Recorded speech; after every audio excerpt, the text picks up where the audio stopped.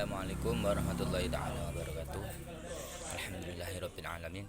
Wa bihi nasta'in wa ala umuri dunya waddin.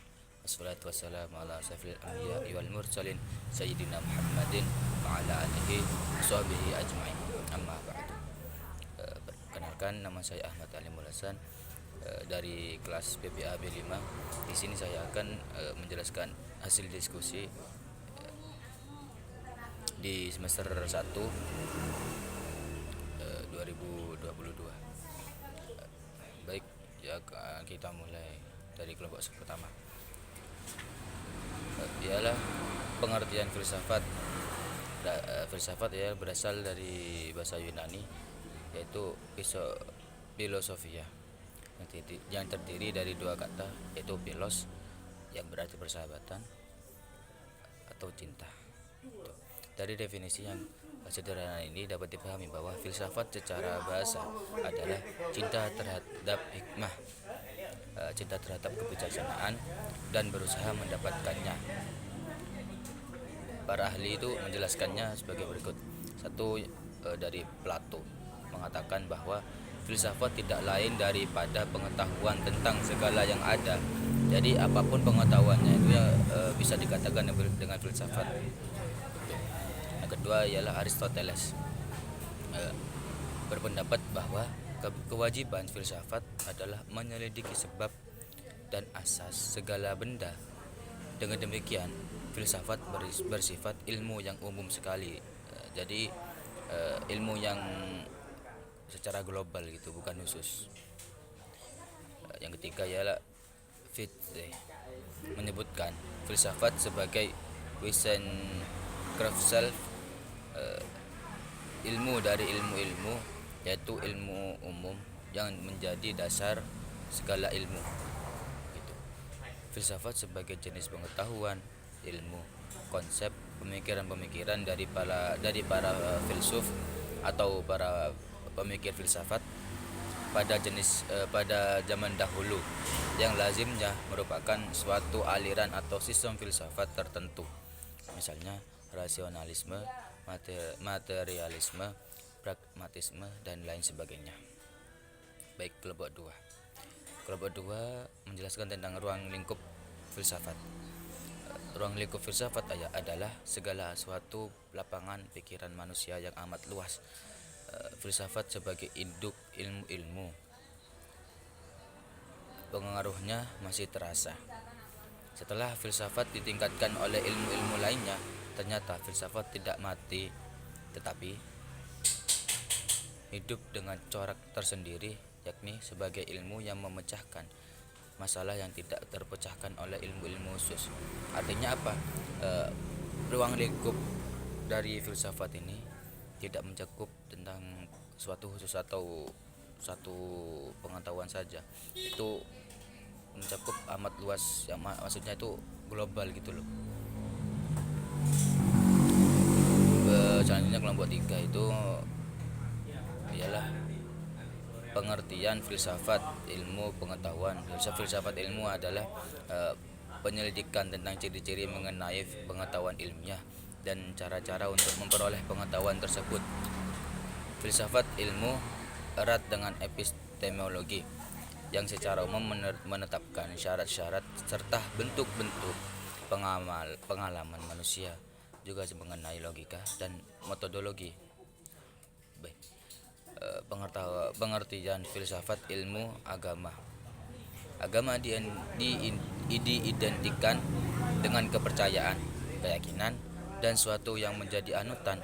Agama menurut Kamus Besar Bahasa Indonesia adalah sistem atau prinsip kepercayaan kepada Tuhan, atau juga disebut dengan nama-nama dewa atau nama lainnya, dengan ajaran kebaktian dan kewajiban yang bertalian dengan kepercayaan tersebut.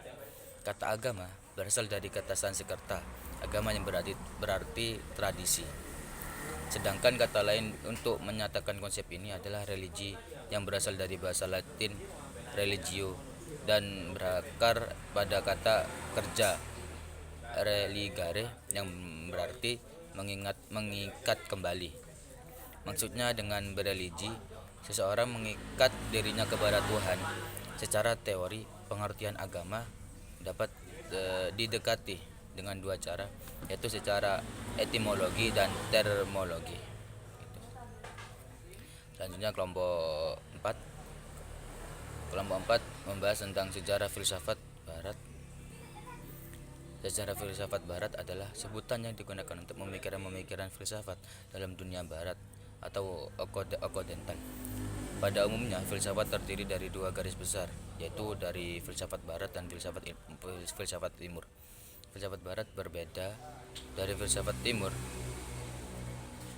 atau oriental. Masa awalnya dimulai dengan filsafat Yunani kuno. Pada masa ini sebagian besar bumi ini sudah dicakup, termasuk Amerika Serikat dan Australia. Yunani kuno, periode Yunani kuno ini lazim disebut periode filsafat alam. Dikatakan demikian karena pada periode ini ditandai dengan munculnya para ahli pikir alam, di mana arah perhatian pemikirannya kepada apa yang diamati sekitarnya.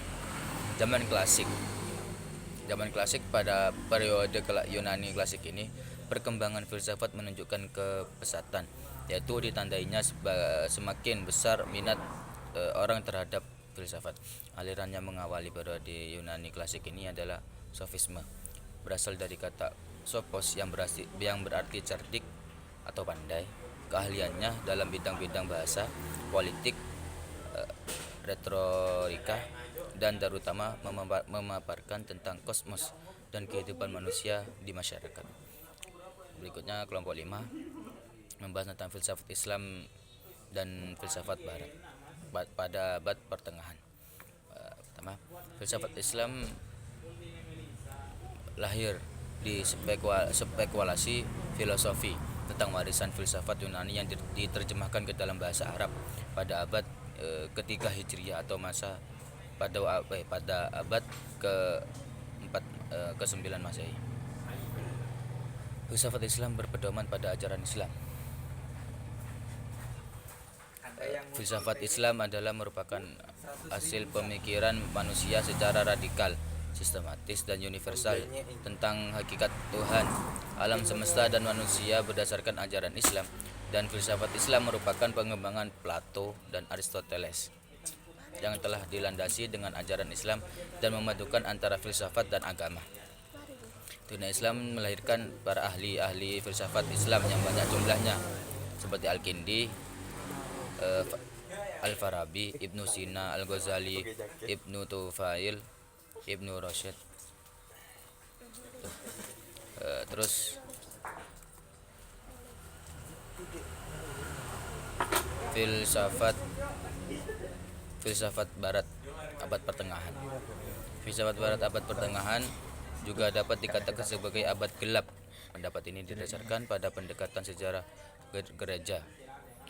Memang pada saat itu tindakan gereja sangat membelenggu kehidupan manusia, sehingga manusia tidak lagi memiliki kebebasan untuk mengembangkan potensi yang terdapat dalam dirinya. Para ahli pikir pada saat itu pun tidak memiliki kebebasan berpikir.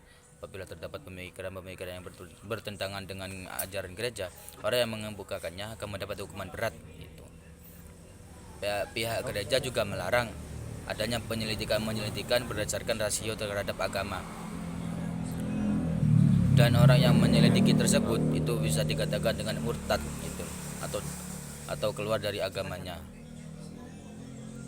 Yang berikutnya ialah kelompok 6, membahas tentang kelahiran awal filsafat di era modern. Kelahiran filsafat modern dimulai pada abad ke-17 sampai ke-20. Filsafat modern ini muncul sejak munculnya rasionalisme lewat pemikiran Descartes. Pada modern mentat Reon Titer di dalam filsafat modern, dan dikatakan bahwa abad pertengahan itu berakhir pada abad ke-15 dan ke-16 atau pada akhir masa Renaissance. Baru setelah itu munculnya filsafat modern. Begitu. Kelompok yang berikutnya adalah kelompok 7. Kelompok 7 dari pembahasan di atas, maka dapat menyimpulkan bahwa di akhir abad pertengahan hidup kembalinya filsafat karena terinspirasi dari Yunani dan Romawi. Jadi pada filosof atau para pemikir filsafat menegaskan bahwa pengetahuan bukanlah sumber ajaran agama dari otoritas tertinggi, gereja dan penguasa, dan beranggapan bahwa sumber pengetahuan yang sebenarnya adalah rasio atau akal. Oleh karena itu nama Descartes selalu diletakkan pada zaman modern. Dan yang terakhir itu kelompok 8. Filsafat selalu lahir pada suatu krisis. Krisis berarti penentuan. Bila terjadi krisis, orang biasanya meninjau kembali pokok pangkal yang lama dan mencoba apakah ini dapat tahan uji. Kehadiran filsafat abad modern yang diawali oleh gerakan Renaissance berusaha mengembalikan eksistensi kemanusiaan yang hilang oleh tidur panjang 1000 tahun abad lalu. Abad modern ditandai pada penemuan-penemuan besar dalam bidang ilmu pengetahuan sehingga abad modern menjadi abad kembalinya subjektivitas dengan memberikan penghargaan yang setinggi-tingginya pada peranan akal. Munculnya aliran-aliran berbeda menunjukkan bahwa abad modern telah memperbarui sudut pandang pragmatis manusia kepada pemahaman pluralis yang didukung oleh data dan fakta rasional dan empiris. Mungkin cukup sekian dari saya, kurang lebihnya mohon maaf. Wallahul muwaffiq ila aqwamit thoriq. Wassalamualaikum warahmatullahi taala wabarakatuh.